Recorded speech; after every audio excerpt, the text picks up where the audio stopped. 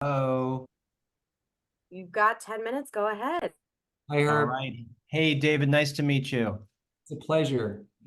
So let me start by just saying, you seem to slip into the role of Jack Delroy so easily. Is that something that you sort of always thought, like, I'd love to be a game show host? I mean, No, it was far from easy. It was really terrifying, to be quite honest with you. If there's ever been a role that I didn't think I could do, it was Jack Delroy. I think that I feel comfortable living in the shadows with my characters. I feel comfortable playing misunderstood misanthropes and villains and sidekicks, and I love the really robust uh, journey that I've gotten to take as a character actor. But to be quite frank, the thought of like being a charming, witty, uh, comedic talk show host just didn't seem within my capabilities. And so when the Cairns brothers so adamantly told me that they believed I was the person to play this role, I had to put a lot of trust and faith in them and the other producers on the movie and say, okay, I don't think I can do this, but I'm going to do everything I can to try. And I'm really glad I did because I'm so proud of this movie, man. And I love cinema. I love movies. I love that era. I love genre. I love movies that can be entertaining and fun while at the same time, really kind of picking apart some of the things that make being a person difficult. And I think this movie gets to do that. And I never in my wildest dreams thought that we would be getting this crazy, huge response from people. And it makes me so grateful.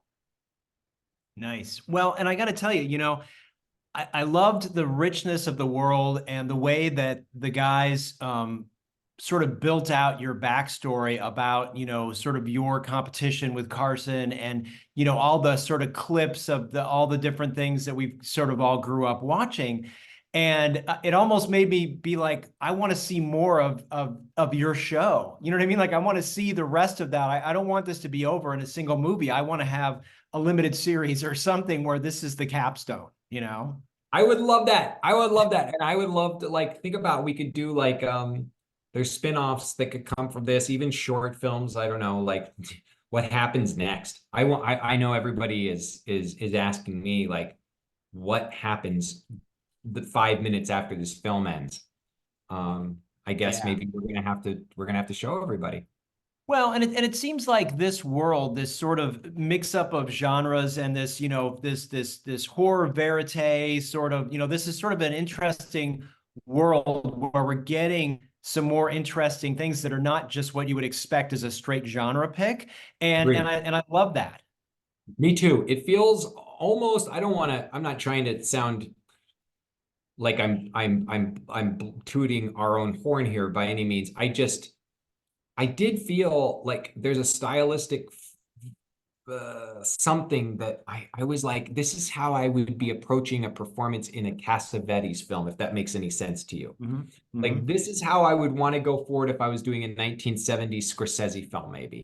Um, and I guess you should reach for the moon when you're trying to make a movie. You got to go for that, Chayefsky kind of gravitas, right? Uh-huh. Uh-huh. Well, and to your earlier point about this sort of being a stretch for you, I feel like impending doom, I feel like there's sort of the hallmark of a lot of your performances, which I'm a big fan of. And there's this sort of thing that you've got going on here through the script and through your performance that's this core of aspiration, loss, redemption. So much of that's playing in your face, but it also seems like it's just such a meaty role that you got to dig into. And it seems like that almost would have been exhausting because you're carrying so much on your shoulders. Was that a big difference? It was pretty exhausting for sure. And I think that for me, one of the keyholes into locking into and understanding and finding my way with Jack was something that David, can relate to, which is that there is a version of me that I present to you, to the rest of the people I'm talking to on the press junket or my people I interact with in the world. And that's not really the me that is authentic. I mean, I feel like I'm being myself today and in this conversation, and when I'm, talking to folks out in the world. But then there's the guy who's alone, or having a totally different kind of interaction with the people in my private life, and that push and pull between how vulnerable you can be and how scared you can be, and if you don't feel safe in any of those spaces, what kind of toll that can take on your psyche. Felt like that was really interesting soil to get my fingers into as we were making this movie. Does that make sense? It does. It totally makes sense. And I think that's sort of what I wanted to sort of get at is you had so much more. That character is such an interesting character that you had the ability to really dive in, and you had enough room to sort of create something because it's not one dimensional. It didn't feel like, not to throw a name out, but I mean, not like Arsenio Hall, who felt very surface as a Sure. game show sort of host, you know what I mean? As a talk show Yeah, host. So yeah, yeah, yeah. no. I thought that was a lot of fun. I got to say, you've worked with some just amazing folks, in the genre of sort of, science fiction and comic book stuff. I mean, of course, Denis in the first Dune Part One. You've got James Gunn and Suicide Squad. I mean, Dark Knight, Christopher Nolan. What's it like to work with these guys? I mean, is that sort of exciting as an actor to be able to work with some of the biggest and best sort of directors working today in the genres that you're in? It is undeniably a head scratcher for me. I'm a kid from Kansas who grew up watching the horror host late night creature feature and dreamed of being in Hollywood, and then, cut my teeth on the stages of Chicago performing Shakespeare and Tennessee Williams and Sam Shepard for 50 to 75 to maybe 100 people most.